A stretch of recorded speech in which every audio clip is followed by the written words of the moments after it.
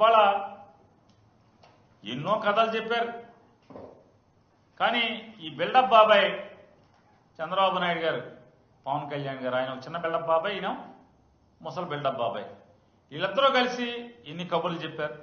జగన్మోహన్ రెడ్డి గారి కంటే మిన్నగా మేము సంక్షేమాన్ని రాష్ట్రానికి అందిస్తాం, జగన్మోహన్ రెడ్డి గారి కంటే మిన్నగా ఆంధ్ర రాష్ట్ర ప్రజలకి సంక్షేమాన్ని అందిస్తాం, అభివృద్ధి గొప్పగా చేస్తాం, అప్పులు తీరుస్తాం, అప్పులు చేయకుండా సంపద సృష్టిస్తామని చెప్పినటువంటి వీళ్ళు ఏం చేస్తున్నారు అంటే ఒక్క సంపద లేదు. అమరావతి పేరుతో 56,000 కోట్లు 50,000 కోట్ల పైచిలకో ఇప్పుడు చేశారు.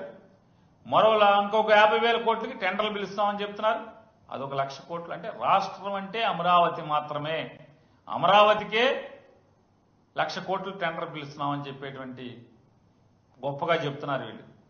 మళ్ళీ తగుదనమ్మా ఇది సరిపోదని మరొక 44,000 ఎకరాలు తీసుకుంటారండి. మరి ఆ 44,000 ఎకరాలకి అభివృద్ధికి డబ్బులు ఎక్కడి నుంచి తెస్తారు?